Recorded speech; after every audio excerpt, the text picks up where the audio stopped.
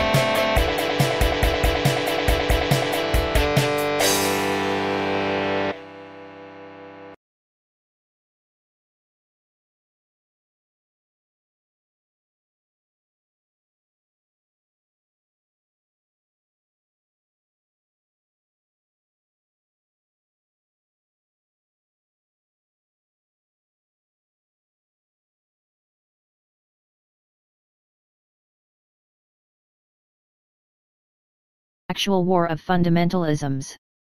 Instead of the end of history as Fukuyama thought, the utopias of George W. Bush and Osama bin Laden, these extreme representatives of the Orientalist and the Occidentalist ideologies, brought us a new real war.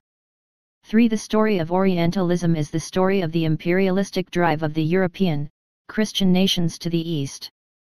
The dreams of writers Gustave Flaubert and T. E. Lawrence, of politicians like Napoleon and Benjamin Disraeli, their one-sided Western fantasies on the Orient, Europe-centered and racist, but also characterized by an exotic fairy tale full of lust and love. Their drive is, living in the post-Enlightenment period, to manage, and even produce, the Orient politically, sociologically, militarily, ideologically, scientifically, and imaginatively, as said formulates it. Driven by an interpretation of the world of the Islam as one prototype of closed traditional societies, they try to find an excuse for invading and exhausting Arab countries under cover of a liberating ideology, as an excuse for rebuilding the world according to their imperialistic imaginative vision. As it was in the last centuries, and as it is today, with the utopia of Bush and the spiritual and intellectual projects of Wolfowitz and Rumsfeld. An excuse for the regeneration of Arabia by America in pushing the abstract visuals of the Muslim Quran aside by the force of biblical imagery. Occidentalism, on the other side, shows the unexpected results of the ideology of Orientalism. All the one-sided fantasies turn into a negative anti-image. The image of the enlightened white man now incorporates the doom, is the embodiment of evil. The racist imperialism of the West is now confronted with a pure, religious negativism. It started with the Slavophilia of Dostoevsky, and we also discern this tendency in the mentality of Japan's kamikaze fighters in World War II. But with the fantasies of master brain Muhammad Atta, Occidentalism became the hot item of today. His dream of a new caliphate, a new pure Islam without frontiers or state borders, became a nightmare for the West. Occidentalism as a political religious utopia, without any distinction between politics and religion, with the failing modernization in the Arab countries as an excuse for the religious, traditional search for authenticity. The flight and fight of Atta and friends against modernity and, of course, against Gothic City, as the epitome of the Western world, started the new war between Occidentalism and Orientalism. The destruction of the Towers of Babel as the supreme and sublime symbol of the Occidentalist's revenge against the Western city that he is jealous of. Anti-liberal Occidentalists cherish a deep hatred of the city. Because of the terror of Occidentalism in Gothic City, the West invaded Iraq, where it was immediately confronted with its own shadow.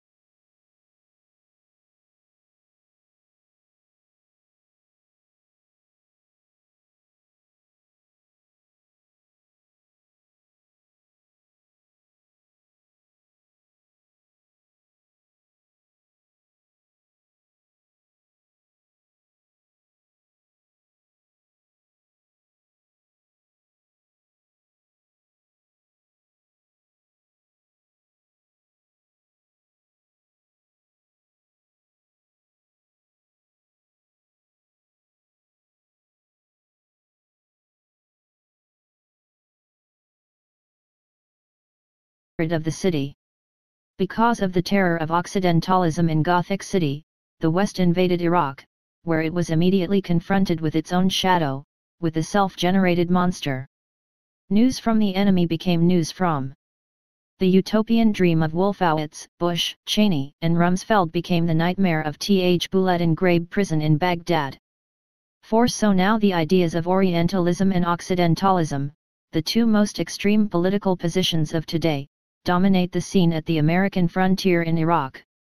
The artists involved here in News from Home realize how dangerous the dogmatic views of both these parties are, and invite the public to participate in a more nuanced debate.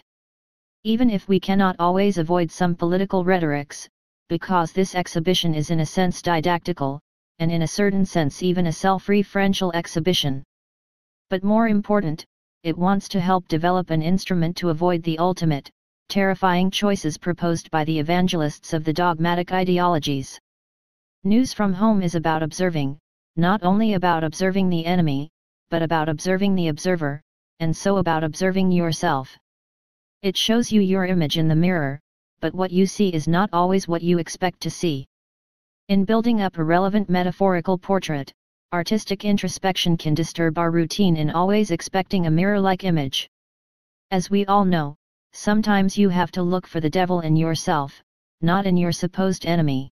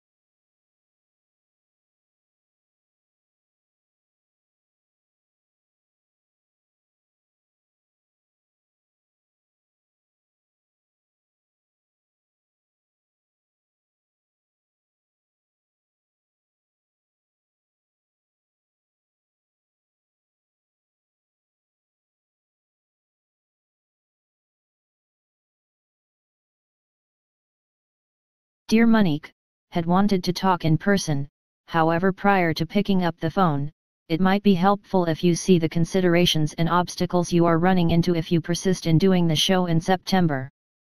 1. First off, neither Juan nor myself will be here, and as Juan already mentioned, ESA does not do curatorial techno/installation needs. She is basically an administrative assistant director who implements anything and all related to managerial/administration. 2. To insist in doing the show in September, you are up against a mountain of odds that translate roughly in not getting any impact at all, meaning from press, media, reviewers, critics, curators, and arts professionals. Hardly anyone is back in town. Plus most of the New York art world people are going to be in Korea. Plus collectors and significant professional viewers have not quit with their summers out of town. Plus academia is busy getting reacquainted with their teaching professorial schedules. 3. And this is the most important factor, WBX, starting in July and over the summer, will present one-week action-packed shows that are radical, at times controversial, and certainly provocative. It is a true warm-up for the coming November elections that has some major museum curators taking the helm of short one-week interventions. Needless to say that we are not just doing this in an isolated bubble frame but are building on this curatorial action to get to a final climactic ending with News from Home in conjunction with Democracy is Fun, in October. 4. If you do not understand that by not taking this once-in-a-lifetime curatorial window of opportunity in October, you, not us, stand to lose, I am at a total loss for words. Whatever the artists in your show need, whatever their commitments, and, for that matter, include mine and Juan as well, and their monetarily responsible attitudes, bureaucratically correct behavior regarding their academic positions and so forth and so on, this is all totally irrelevant in the face of this opportunity. 5. Here is my honest and ethically grounded recommendation, the artists should be told, by you and us, they are destroying their New York careers by eliminating the unique context for News from Home in October and by not taking this opportunity. Tell them they should just carve out a long weekend, away from their commitments, around the date of the panel discussion, which we will, if you do the show in October, have at White Box.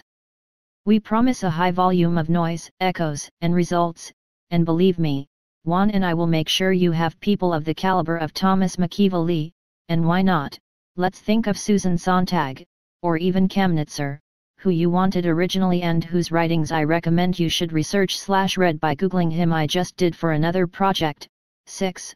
Please be sensible, strategic, and be especially strong with your artists since you are the curator and you decide, not them, and do apply a healthy dosage of self-interest on this occasion. This is, I repeat, a once-in-a-lifetime opportunity you will never again see opening up. Do not mess this one up cause of some artists have a short-sighted vision of him/herself. Trust me, if this show was mine, I would grab October against all the artists' odds and run with it, get the most out of it. 7. Lastly, please remember, you have no one to count on in September while in October Juan will be there hand in hand making sure it happens. Let's talk before the day is over. Tell me when is a good time for you to talk and tell me if I have the correct number for you today, 011 31 26 79 1951. Thanks, Carla. On Monday, June 21, 2004, at 11:42 a.m., Juan Punce wrote.